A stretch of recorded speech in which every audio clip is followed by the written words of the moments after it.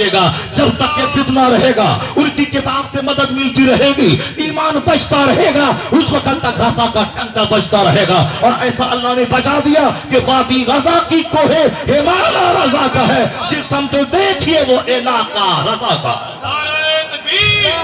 نعرہ رسالت، مسلک اعلیٰ حضرت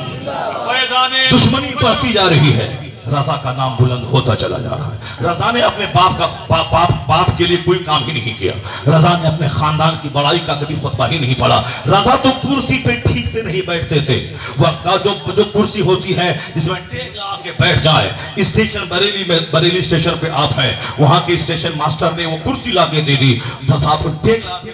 بیٹھنے والے کرسی، آپ جب تک بیٹھے رہے اس پر ٹیک نہیں لگائی، کہا اٹھنے کے بعد کہ اس سے غرور کی بو آتی ہے۔ رضا سے پوچھا گیا کہ حضور آپ تو خان ہیں اور کھاٹی خان ہے، بہت سارے لوگ تو ہٹی چنا خان ہے، گاؤں دیہات میں تھا صاحب، وہ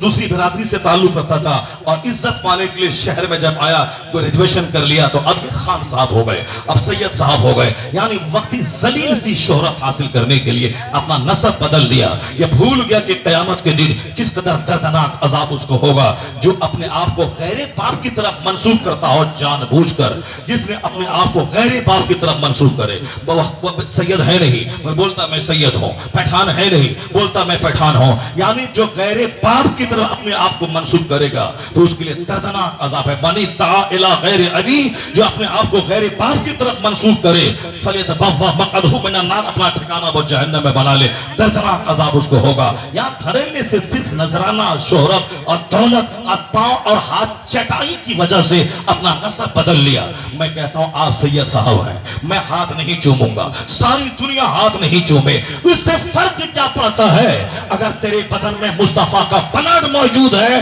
تو یاد رکھ یہ دنیا تو آج ہے کل ختم۔ جب میدان محشر میں مصطفیٰ کے سامنے تو رہے گا اور تیرا ایمان سلامت، تیرا عقیدہ سلامت اور عمل سلامت، تو ہم جیسے کھربا لوگوں پہ تو سبقت لے جائے گا، تو مصطفیٰ کے پاس رہے گا، ہم وہاں سے دور رہیں گے۔ اس سے بڑی عزت اور کیا ہو سکتی ہے؟ نہیں، بلکہ دنیا ہی میں سب کچھ حاصل کر لے رہا ہے، یہی سب کچھ پیسہ بھی لینا ہے، یا ہاتھ بھی چموانا ہے، یا پیر بھی چموانا ہے، یا پیشانی کو بوسہ دینا ہے، یا مولانا مولوی سب کی توہین کروا دینا ہے، سب کو بتا دینا ہے کہ مجھ سے بڑا کوئی نہیں ہے۔ کیا یہ فکر ہے، کیا یہ سوچ ہے یار؟ ساری دنیا اگر یہی حد چٹائی تیری ہو گئی، قیامت کے دن اگر مصطفیٰ نے کہہ دیا کہ تم نے تو قطرہ قطرہ عزت کا وصول دنیا میں کر ہی لیا، مکان بھی لے لیا، گاڑی بھی لے لیا، اچھا کھایا پیا، پھول بھی ڈلوا لیا، یعنی بیٹا ہونے کے ناطے سب کچھ تو لے لیا، اب یہاں تیرا میرے ہاں کوئی نہیں ہے، یہ بتا دے کیا حال ہوگا تیرا، کیا حال ہوگا تیرا؟ وہ تو تھے امام جعفر صادق، وہ تو تھے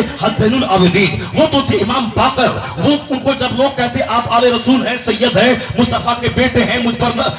میرے لیے دعا کریں، وہ کہتے اسی لیے تو میں زیادہ روتا ہوں، اگر نبی نے قیامت کے دن مجھ سے کہہ دیا کہ تیرے گھر سے اسلام کا نور پھیلا تھا اور تو میرا بیٹا تھا، تو زیادہ حقدار تھا کہ میری سنت پہ عمل کرتا، یہ بتا کہ تو کتنا عمل کیا ہے، تو میں کیا جواب دوں گا؟ اسلامی سوچ رہے گی تو کبھی گھمنڈ کی بولی نہیں نکلے گی، اور اسلامی سوچ سے ہٹ کے بولے گا تو اپنے باپ داداؤں کا نام لے کے ایک ایک پیسہ نچوڑ کے کھا لے گا، اور یہ جان لے اگر قیامت میں گرفت ہوئی تو کوئی جواب نہیں ہو پائے گا۔ اللہ رب العزت تو سب کو دیکھ ہی رہا ہے، نہیں یہاں عزت پانے کے لیے صاحب میں یہ ہوں تو میں وہ ہوں تو میں وہ ہوں، یہ خان پٹھان کب سے ولی ہو گیا؟ چیختا ہے 50-70 سال سے، لیکن وہ خان ہے جس پر آکسفورڈ میں ریسرچ تحقیق ہو رہی ہے، وہ خان ہے جس پر کیمبرج میں ریسرچ ہو رہی ہے، وہ خان ہے امریکہ کی برکلی میں ریسرچ ہو رہی ہے، وہ خان ہے ہندوستان کی 1 درجن سے زیادہ یونیورسٹیز میں اس پر مقالات لکھے گئے اور پی ایچ ڈی کی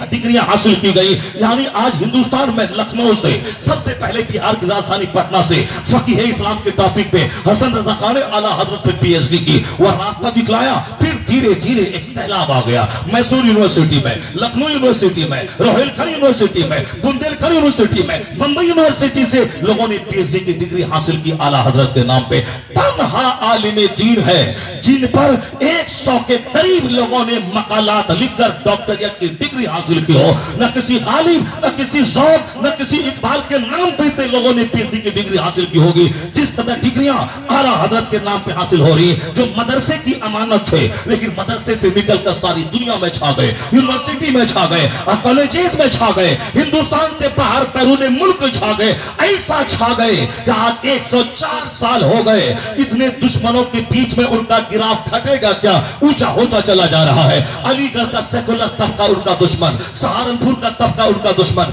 नदवा का गरोह उनका दुश्मन, हमारे सिर्फ नियाज फातिहा करने वाले अखाड़ा धारी, ताजिया धारी, ये बिदअती, ये भी दुश्मन। जब सारे लोग दुश्मन और अपने लोग जो है वो भी चिढ़ने वाले हासिल, इन दुश्मनों के बीच में कोई दूसरा होता, उनका नामो निशान मिट गया होता। जिन्होंने बड़े कर्म के साथ 100 साल पहले कहा था या रसूल अल्लाह, एक तरफ आदाए दी, एक तरफ है हासिदी, बंदा है तन्हा शाह, तुम पे करोड़ों दरूद। कुदरत का कानून है, जो अल्लाह के दीन की मदद करेगा अल्लाह उनका नाम ऊंचा करेगा, उनकी मदद करेगा। खुदा ने 2 घंटे सोया हो, पूरे 22 घंटे दिन की खिदमत में लगाया हो, जिन्होंने हुज्जतुल इस्लाम मुफ्ती आजम हिंद जैसा बेटा दुनिया को दिया हो, जिन्होंने मुफस्सिर आजम हिंद जैसा पोता दुनिया को दिया हो, जिन्होंने अपना नाइब बनाकर ताजुश शरिया को दुनिया को दिया हो, 10 करोड़ से ज्यादा मुरीद जिनके दामने करम से वाबस्ता हो, जिन्होंने पूरी दुनिया में घूम घूम कर मसर के आला हजरत की खिदमत की हो, जिनका जनाजा बोलता था कि एक बार इमाम अहमद हम्बा का जनाजा था